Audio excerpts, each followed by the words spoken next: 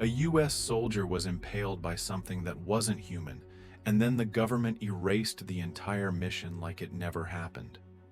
In the spring of 2002, during the height of Operation Enduring Freedom, a Special Forces unit vanished without warning in the mountainous outskirts of Kandahar, Afghanistan. No radio calls, no distress signals, just gone.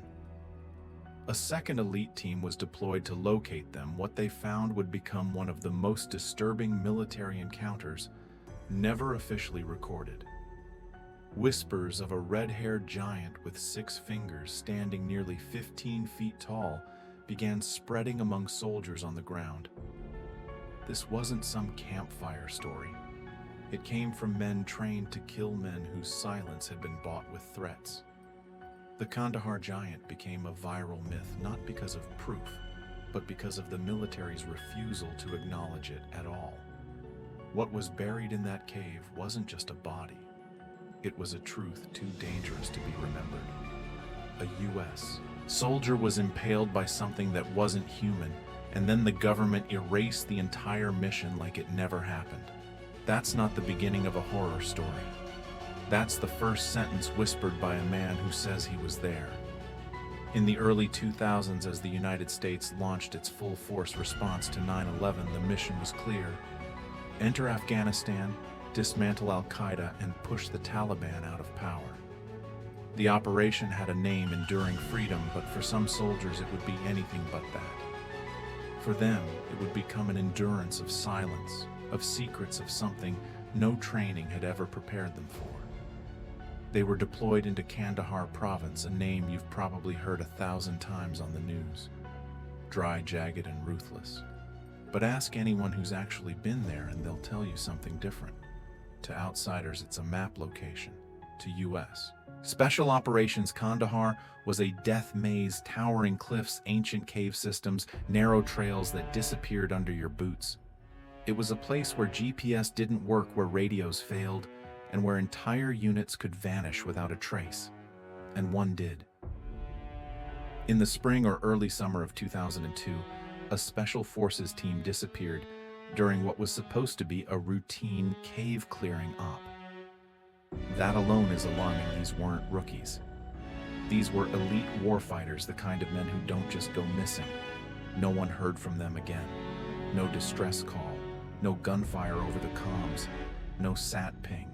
Just silence. Another unit was dispatched to recover them. What happened next has never appeared in any official record, but the story refused to stay buried. One of the men on that mission later came forward anonymously, voice altered, face obscured, but what he described was too detailed to be brushed off as a hoax. He said the team encountered something inhuman, something massive, something not of this world, and not from any battlefield the U.S. had ever fought on.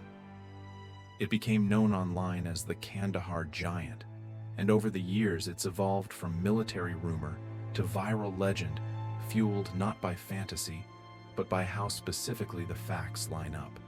Time, location, unit, method of transport, even the weight of the corpse.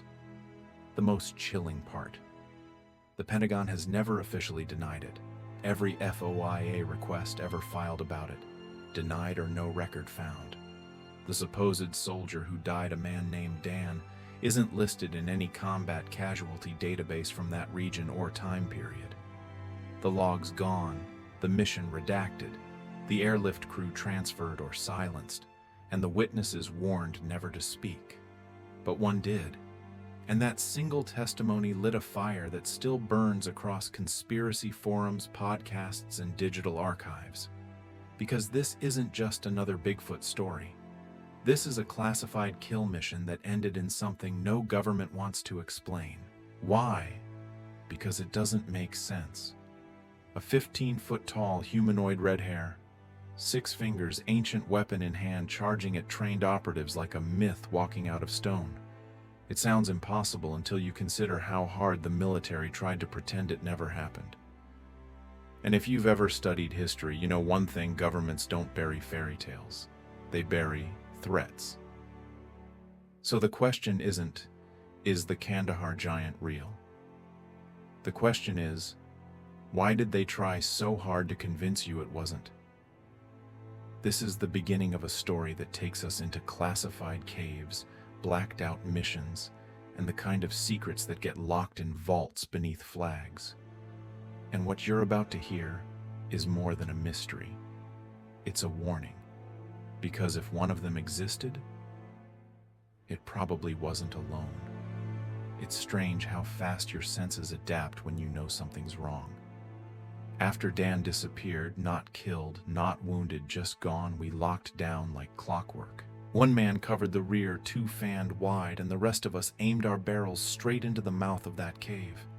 There was no movement, no sounds, just a strange stillness pressing against our skin like static.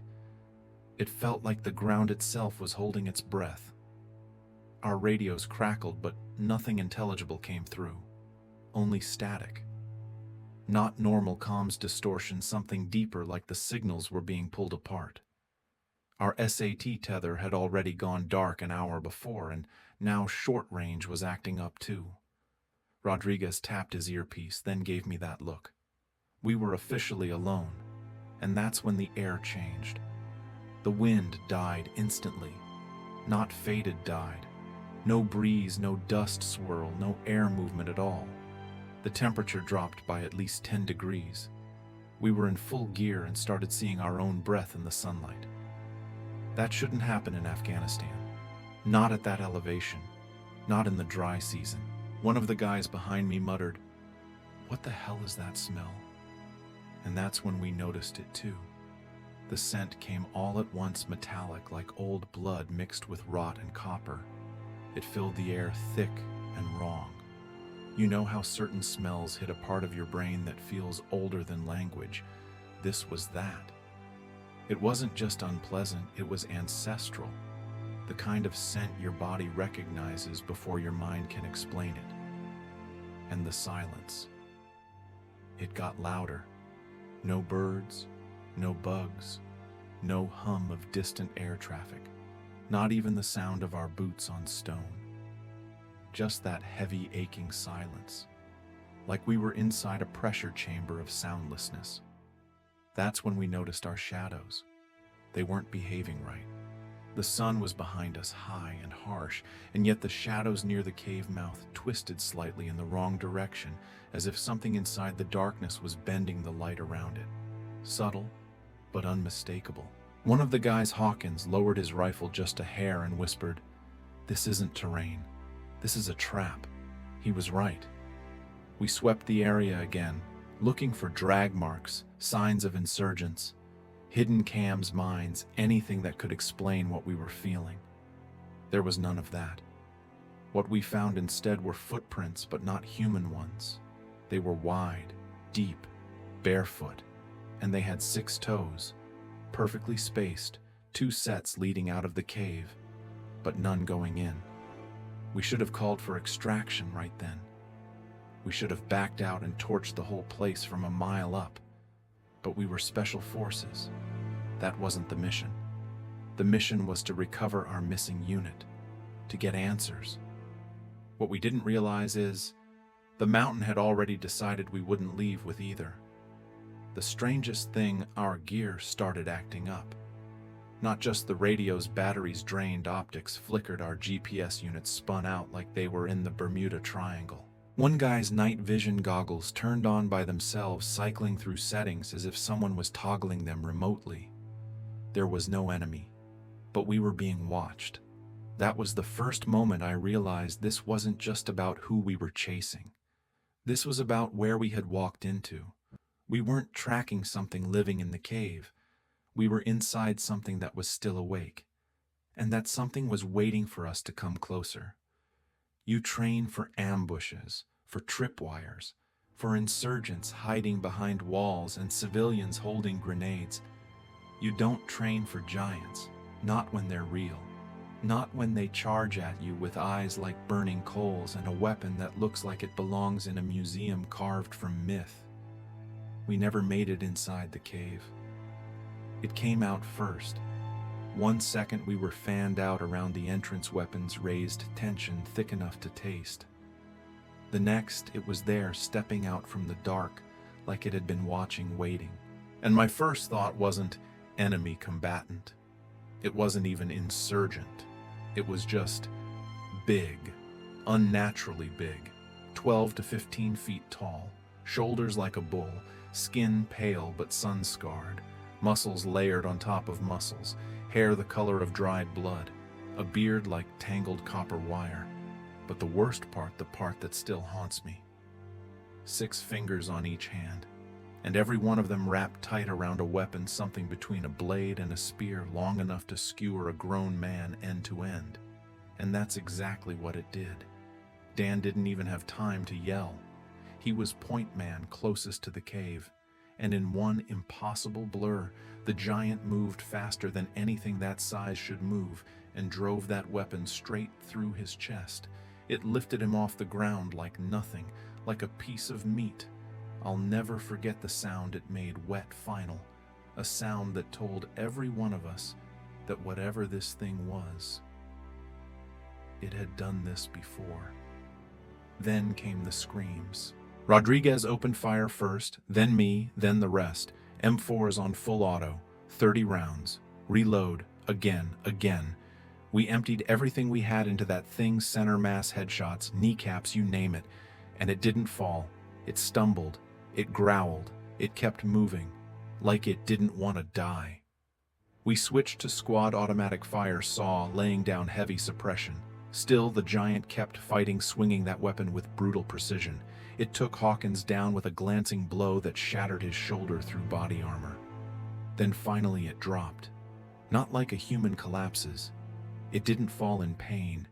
It dropped like a tree being felled. Hard, loud, final. We didn't speak. We didn't cheer. We just stood there, guns trained, hearts thudding against armor, waiting for it to get back up. It didn't. We approached slowly, not like soldiers, like men who had just survived a monster. And up close it was worse. It wasn't just big, it was detailed, real, tangible, skin like elephant hide but patterned in ways that looked almost tribal, teeth jagged, eyes still half open, glazed but menacing. It had 6 toes too, wide feet, thick nails, a body that weighed over 100 pounds easy. Rodriguez whispered, "What the hell is this?" And none of us had an answer. Not long after we radioed for airlift, but this wasn't a medevac. This was something different. They told us to secure the site, wait for a special retrieval team. That was the moment I knew this wasn't just about what we killed. It was about what they already knew was out here. The Kandahar giant wasn't a myth. It wasn't a folk tale. It was real, and we had just killed it. Or maybe just one of them. We secured the body, but no one wanted to get close. Even dead, the thing radiated something wrong. Like the space around it wasn't fully ours anymore. We circled it, weapons still trained, waiting for it to twitch, for the nightmare to restart. But it just lay there, giant and silent, surrounded by shell casings and a pool of blood that didn't look like ours. We didn't call it in through normal channels. Instead, we used a coded fallback frequency, one I'd only heard used once before during a chemical exposure drill in Qatar. It was short-clipped and triggered a chilling reply: team status acknowledged. Retrieval inbound, hold perimeter. Retrieval not medevac, not QRF, just retrieval. That's when it hit me. This wasn't just unexpected, it was anticipated. Roughly 2 hours later, we heard the rotors. But it wasn't the usual dust kicker UH-60. This was heavier, bigger. A CH-47 Chinook, its twin rotors chopping the mountain air like blades through bone. And when it touched down on a nearby plateau, what stepped off didn't look like us. They weren't wearing standard issue gear. No unit patches, no rank, no names. Just gray uniforms, reinforced boots, and expressions like stone. They moved with purpose, fast-focused, no questions. One of them walked up to our squad leader, didn't even introduce himself, and said, "Where's the cargo?" Not what happened. Not who's injured, just where's the cargo.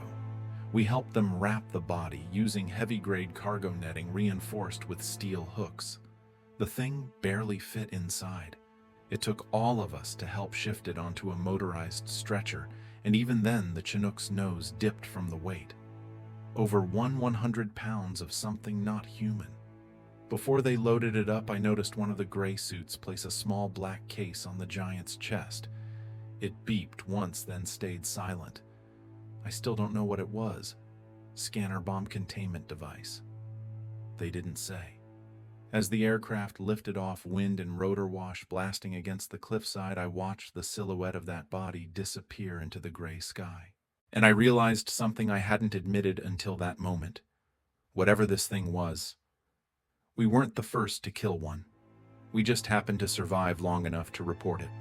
Back at base, there was no debrief, no write-up, no mission log. We were told, you didn't find anything. Nothing happened. This op never occurred. Dan, the guy who was impaled, official cause of death training accident. No funeral with honors, no mention on the rolls, just gone. A few days later, Hawkins, the one who got hit but survived, was transferred. No notice, no goodbye. Vanished. We never saw him again. I filed paperwork. It got lost. I asked questions. I got silence. And then I stopped asking.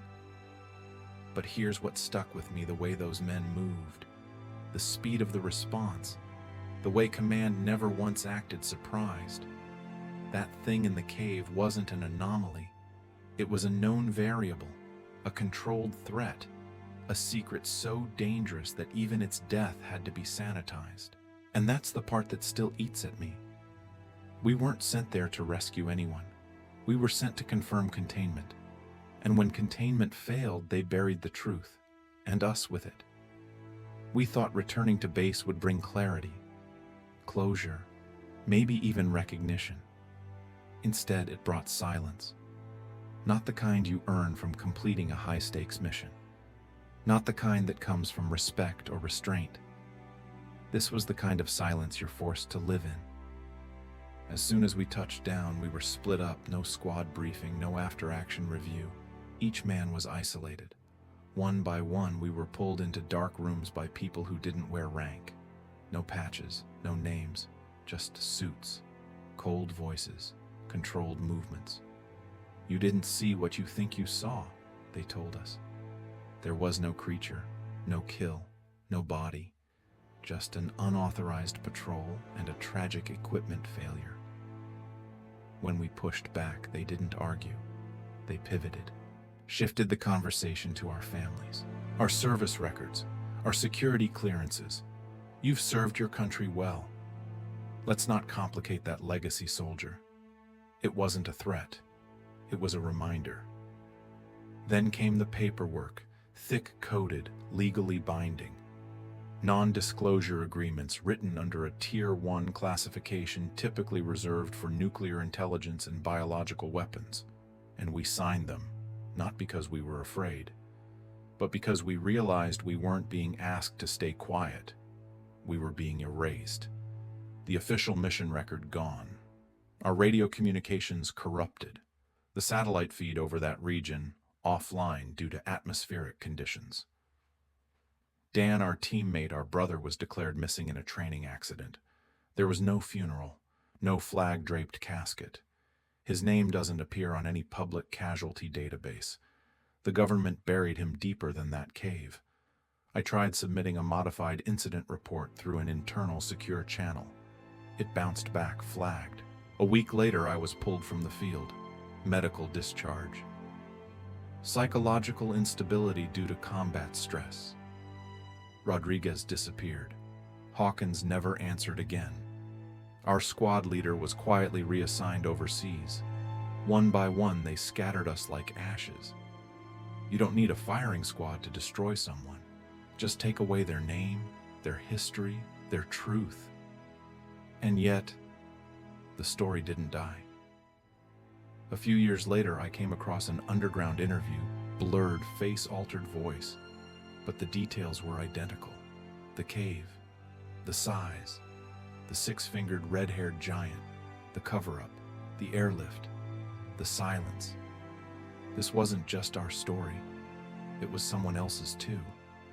And that's when it hit me. We weren't the first, because the military didn't react like this was new. They responded like this had happened before, like we'd stumbled into a containment zone, a breach site, and now I can't unsee it. Whispers of strange kills in Syria, reports of oversized coffins flown through Ramstein Air Base, units vanishing during recon, even satellite images scrubbed from open sources. Different years, different wars, same pattern, same silence. Ask yourself, if it was just a myth, why not deny it? Why not issue a statement, a fact, check, a dismissal? But there's never a denial, just emptiness. Because the most dangerous truths are the ones no one dares to answer. And when you hear soldiers telling the same impossible story from different decades, different continents, you stop asking, was it real? You start asking, how many more are they hiding? Some stories are too strange to believe, and some are too specific to ignore. The Kandahar giant wasn't just a monster, it was a question. One that has haunted everyone who's heard it ever since, and perhaps more importantly, everyone who hasn't. Because if what we saw in that cave was real, it changes everything. We think we know about warfare history, even human origins. And that's exactly why no one talks about it. Officially, there's no record of what happened. The unit was never named. The soldier who died, Dan, doesn't exist in the Department of Defense casualty lists. There's no airlift record, no sat footage, just a blacked out page, and a blank space where a team used to be. And the most disturbing part, this isn't unique. Since coming home, I've heard fragments scattered across forums, whispered through vet networks, buried in redacted logs. Soldiers in Syria, Iraq, northern Pakistan, even remote regions of South America, all telling similar stories. Massive humanoids, inhuman strength, extra digits, red hair, 6 fingers, 6 toes, same elements, different settings, same response, silence. And here's where it gets deeper. In every case, the government responds not with denial, but with deletion. They don't come out and say this didn't happen, they just make sure you can't find it. No paper trail, no press, no graves. And yet the story still circulates because, in the absence of truth, pattern becomes proof. Look at the ancient texts. Genesis 6:4, the Book of Enoch. They speak of beings called the Nephilim giants, born from the union of angels and human women, men of renown, feared and hunted, wiped out during the Great Flood, or so we thought. Now consider this. What if some survived? What if certain mountain ranges, cave systems, and no-go zones aren't just strategic blind spots, but containment zones?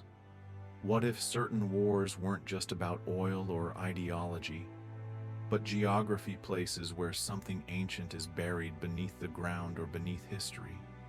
Maybe the real reason so many operations are redacted isn't because of what we're fighting, but because of what we might find. Think about it. We document everything: drone strikes, casualties, ammo expenditure. So when an entire mission disappears, when a 100-pound biological entity is airlifted from a battlefield and erased, that's not oversight. That's intentional. Because if even one part of this is true, it means the world is far stranger and far more dangerous than we've been allowed to believe. The Kandahar giant wasn't a glitch. It wasn't an outlier. It was a breach. A moment when something ancient crossed paths with something modern. And the government's first instinct wasn't to study it, it was to erase it. And maybe that's the most terrifying part. Not the thing in the cave, but how fast the world was told to forget it. We were soldiers. We signed up for war, but we never agreed to fight monsters, and we sure as hell didn't agree to lie about it. And yet here we are. No official statement, no classified leak, just absence. And in that absence, a new kind of warfare takes shape, one where the enemy isn't just what you can shoot, but what you can't even mention. So I'll leave you with this. If you've served, if you've seen something, if you've heard whispers of missions gone quiet, drop your thoughts below. We don't need clearance to talk anymore. We need courage. And if this story gave you chills, or made you question what's really out there, save it. Share it. Send it to someone who still believes we know everything. Because the truth is, some wars never end, some enemies never die, and some missions are buried because they were never meant to be remembered.